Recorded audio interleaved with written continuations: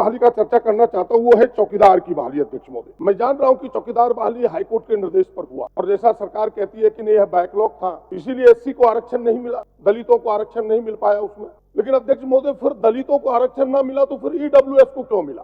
EWS को तो आरक्षण नहीं मिलना चाहिए, बैकलॉग था, लेकिन ईडब्ल्यूएस को मिला, उसके रिजल्ट भी आए, उसके चयन भी हुए। तो यह जो चौकीदार की बहाली है अध्यक्ष महोदय, उसके नियमावली मेरे हाथ में है। यह नियमावली पिछली सरकार ने बनाई है और यह नियमावली ही विरोधाभास है।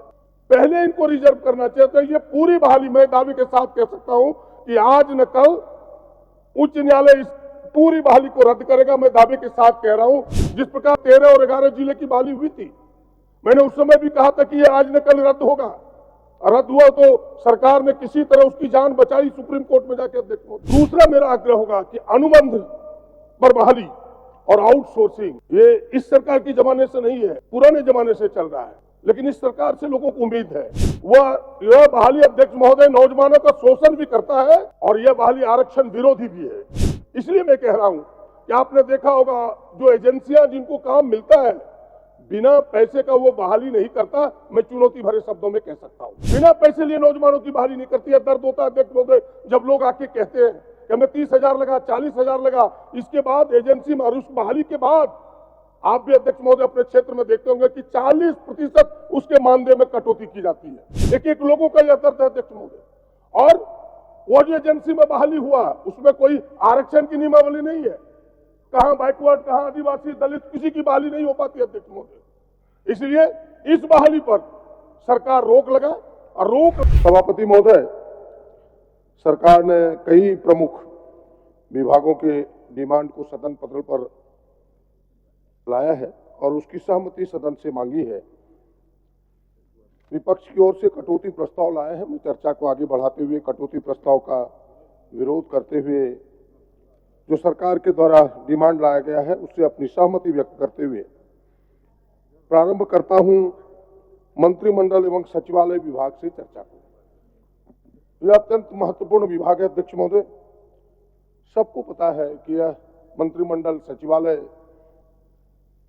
सभी विभागों के मास्टर की है, यानी कोई भी ताले को खोला जा सकता है अध्यक्ष महोदय।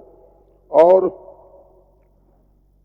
सरकार के सोच को निर्णय में बदलती है यह विभाग, फिर निर्णय को जमीन पर उतारने के लिए दिशा निर्देश भी जारी करती है।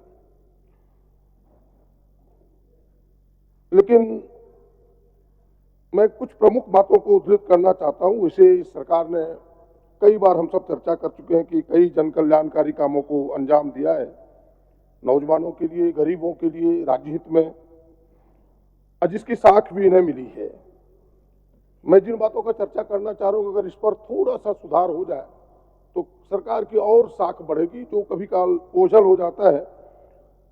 दरअसल हुआ क्या कि पुरानी सरकार ने इस प्रकार से गुत्थियों को उलझा के रखी है कि थोड़ी सुलझाने में देरी होती है। सरकार सुलझा भी रही है, थोड़ी देर भी होती है। मेरी एक 4-5 सलाह है छोटी छोटी। कभी काल कुछ लोग इन सलाहों को भी अलग तरह से समझने लगते हैं कि भाई सत्ता में रहते हुए सत्ता का विरोध करते हैं।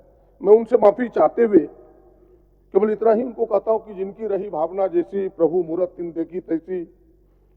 सरकार से बहुत कुछ कह भी नहीं सकता, आग्रहपूर्वक इतना ही कहूंगा कि ऐसे लोगों के लिए कहीं दुकान में बुद्धि मिलती नहीं तो उधार से मांग करके भी लाया जा सकता था, जिनकी समझदारी बढ़ाई जा सके, लगाया जा सके अध्यक्ष महोदय। इसलिए मेरी सलाह प्रारंभ होती है यहां से अध्यक्ष महोदय कि आपने देखा होगा कि बहाली उत्पाद सिपाही की बहाली हुई, प्रारंभ हुआ। कुछ लोग दुर्भाग्यवश यहाँ के नौजवान स्वर्गवासी हो गए, उन्हें 10 किलोमीटर दौड़ना पड़ा। क्या कारण थे उसके, अभी उस पर नहीं जाना चाहता। मैं सरकार को धन्यवाद देता हूं कि सरकार ने फिर अभी उस पर नीतियों और निर्णयों में अपने बदलाव किए कि अब 1.6 किलोमीटर ही दौड़ना होगा, उसके लिए धन्यवाद है। लेकिन मैं एक बहाली का चर्चा करना चाहता हूं, वो है चौकीदार की बहाली अध्यक्ष महोदय। मैं माननीय मुख्यमंत्री जी से मिला भी था, इस दिशा में उनसे आग्रह भी किया था, लिखित भी आवेदन दिया था। मैं जान रहा हूं कि चौकीदार बहाली हाईकोर्ट के निर्देश पर हुआ और जैसा सरकार कहती है कि नहीं, यह बैकलॉग था,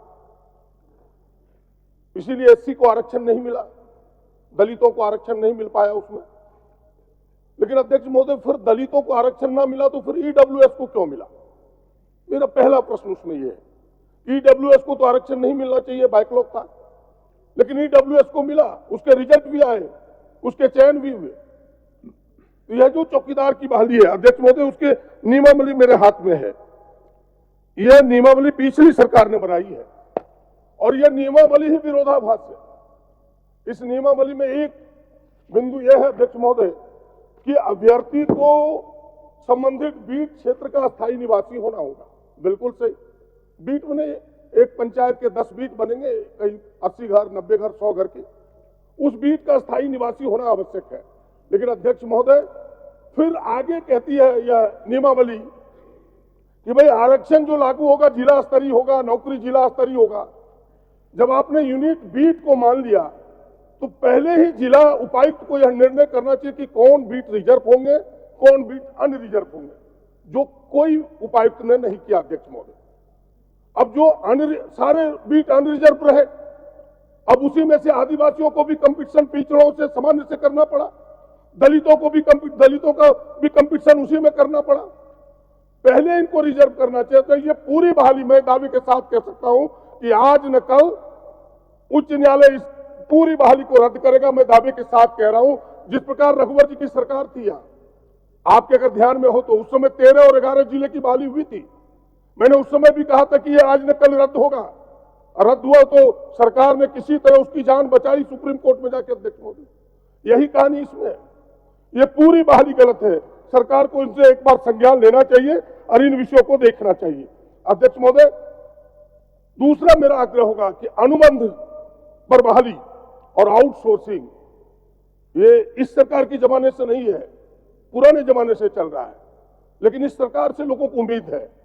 यह बहाली अध्यक्ष महोदय नौजवानों का शोषण भी करता है और यह बहाली आरक्षण विरोधी भी है। इसलिए मैं कह रहा हूं कि आपने देखा होगा जो एजेंसियां जिनको काम मिलता है बिना पैसे का वो बहाली नहीं करता। मैं चुनौती भरे शब्दों में कह सकता हूं, बिना पैसे लिए नौजवानों की बहाली नहीं करती है। दर्द होता है अध्यक्ष महोदय जब लोग आके कहते हैं कि हमें 30,000 लगा, 40,000 लगा, इसके बाद एजेंसी में उस बहाली के बाद आप भी अध्यक्ष महोदय अपने क्षेत्र में देखते होंगे कि 40% उसके मानदेय में कटौती की जाती है। एक लोगों का यह दर्द है अध्यक्ष महोदय। और वो जो एजेंसी में बहाली हुआ उसमें कोई आरक्षण की नियमावली नहीं है। कहां बैकवर्ड, कहां आदिवासी, दलित, किसी की बहाली नहीं हो पाती अध्यक्ष महोदय। इसलिए इस बहाली पर सरकार रोक लगा, और रोक लगाते अगर उसी से करना है, अगर अस्थायी ही बहाली सरकार की मजबूरी है तो एक नियमावली सामने लाए कि भाई इस आधार पर अस्थायी बहालियां होगी जिसमें नौजवानों का शोषण भी ना हो सके, नौजवानों को आरक्षण का भी लाभ मिल सके, और अध्यक्ष महोदय उनका भविष्य भी सुरक्षित हो सके। इसलिए कह रहा हूं कि आज अनुबंध की बहालियां, आज कोई मर जाए उस एजेंसी की बहाली में तो फिर उनका बाल बच्चा कौन देखेगा? कोई देखने वाला नहीं। ये सारी चीज सुनिश्चित हो, ये मेरा आग्रह होगा। तीसरा जो सबसे महत्वपूर्ण विषय अध्यक्ष महोदय, भ्रष्टाचार है। अभी हाल के दिनों में माननीय मुख्यमंत्री जी का मैंने एक बयान पढ़ा, और ये केवल आज से ही नहीं, पहले मुख्यमंत्री का भी बयान मुझे याद है। दोनों कतरन है मेरे पास, बाबूलाल जी भी बैठे हैं, आदरणीय हेमंत बाबू भी बैठे यहाँ। इन्होंने कहा कि भाई प्रखंड मुख्यालय और अंचल कार्यालय दलालों का अड्डा बन गया। बाबूलाल जी कहते थे कि भ्रष्टाचार इतना है कि हमें रात में नींद नहीं आती। अध्यक्ष महोदय सच में ये सबके लिए है और ये बड़ा टास्क है। सच में ये बड़ा टास्क है। इस पर कैसे हम नकेल कसे, इस दिशा में सरकार को कठोर कदम उठाने चाहिए।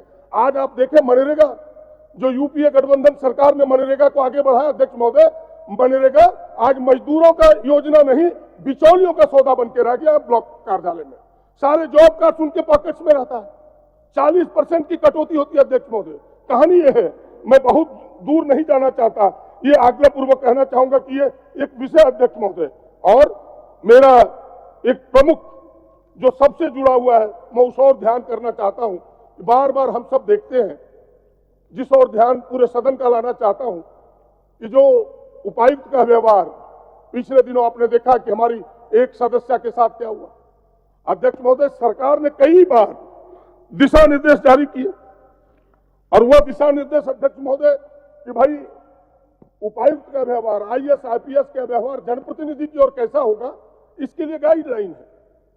और इस सरकार ने भी एक बार नहीं 10 बार गाइडलाइन जारी की है। अभी 2022 में 29/4/2022 को बंदरा डाडल जी सरकार के प्रधान सचिव ने एक गाइडलाइन दिया कि पूर्ववर्ती जितने गाइडलाइन है, जितने दिशा निर्देश सरकार की ओर से प्राप्त हुए हैं, उसके साथ साथ अखिल भारतीय सेवा नियम, उनके जो आचरण के नियम 1968 है, उन तमाम चीजों का जिक्र करते हुए अध्यक्ष महोदय केवल मेरे 2-3 मिनट में, क्योंकि पीछे मेरे वक्ता है, मैं कह रहा हूं क्या है, ये है कि उनके आचरण कैसे होने चाहिए। उनके आचरण में यह लिखा है अध्यक्ष महोदय दिशा निर्देश में कि अगर कोई माननीय सदस्य अगर पत्र देगा, उस पत्र का पहले एक्नॉलेजमेंट विदिन 15 डेज उसे देना है। 15 दिनों के अंदर उन्हें एक्नॉलेजमेंट देना है कि माननीय सदस्य, मैंने आपका पत्र इस विषय के संदर्भ में पाया। क्या आज तक किसी माननीय सदस्य को दिया एक्नॉलेजमेंट? और फिर 15 दिनों के अंदर उत्तर भी देना है। अगर कानूनन मेरा कोई आग्रह वैध है उसे डन करना है, और अवैध है तो वो ये कह के बताए कि यह कानून के दायरे में यह अवैध है। कोई उपायुक्त तो नहीं कहता अध्यक्ष महोदय, कोई आरक्षी अधीक्षक नहीं कहता। यह व्यवहार हम सबको ठेस पहुंचाता है, इस विधायिका को ठेस पहुंचाता है अध्यक्ष महोदय। और यह मैं इस सरकार से केवल मेरा ब्लेम नहीं है, ये वर्षों से चला आ रहा है, बार बार इसकी चर्चा होती है, सारे विधायकों को कहीं ना कहीं ठेस पहुंचता है अध्यक्ष महोदय। इसमें यह है कि अगर हमने समय लिया इस दिशा निर्देश में, तो उस समय में उन्हें मिलना तो है ही, कोई कारण उनकी व्यवस्था हो जाए तो उपायुक्त को फोन करके हमें बताना है इन कारणों से हम व्यस्त हैं, आपको थोड़े आधे घंटे बाद कटसी भाव से हमें उनको ये बताना है कि आधे घंटे बाद आपसे मिलेंगे, और उनके भी समझ निश्चित करने अध्यक्ष महोदय। और मैं जाऊं कार्यालय, उन्हें खड़े होकर हमें स्वागत करना है। और अभी तो उपायुक्त के यहाँ जाइए तो टांग पसार के बैठा रहेगा, आपकी उसको चिंता ही नहीं है कि कौन आया मेरे पास, कौन गया मेरे पास। और यहाँ की भाई अगर हम जाने लगे उनके कार्यालय से तो उन्हें इसमें भी सौजन्य प्रकट करना है धन्यवाद के साथ अध्यक्ष महोदय। मेरे कहने का मतलब है कि यह जो दिशा निर्देश है, इस सरकार से उम्मीद है कि भाई आप नकेल कसे ऐसे चीजों पर। ये मेरी विनती करते हुए मान्य सदस्य अंत हो गया, 2 मिनट समय छोड़ दीजिए। बस 1 मिनट में मैं अपनी भाषण को खत्म करता हूं अध्यक्ष महोदय कि अभी बहुत महत्वपूर्ण पर्व आ रहे हैं। ईद आ रहा है अध्यक्ष महोदय, सरहुल आ रहा है, हिंदू के महारामनवमी आ रहा है अध्यक्ष महोदय। मैं सारे पूरे प्रदेश के लोगों को अपनी शुभकामनाएं देता हूं और आग्रह करता हूं सरकार से कि भाई बुरी नजर है कुछ लोगों के जो चाहते हैं कि भाई यहां भी नागपुर की घटना हो। ऐसे लोगों ने नागपुर में बीज बोया है। सरकार को सावधान होना चाहिए और सरकार को कड़े कदम उठाने चाहिए। केवल ऐसे नहीं कि जो घटना स्थल पर जिन्होंने किया, उस पर्दे के पीछे कौन सफेद पोष है, ऐसे लोगों को शिनाख्त पहले करनी चाहिए कि जो इस प्रकार की घटनाओं को अंजाम देना चाहते हैं, जो अध्यक्ष महोदय हिंदू मुसलमानों की एकता को तोड़ करके इस मोहब्बत की पैगाम को धूमिल कर करके नफरत की आग पर अपनी रोटी सेकना चाहते हैं, ऐसे लोगों को शिनाख्त करनी चाहिए ताकि यह हिंदू मुसलमानों का या आदिवासियों का पर्व बेहतर तरीके से लोग मनाएं। इन्हीं चंद बातों के साथ मैं आपको भी साधुवाद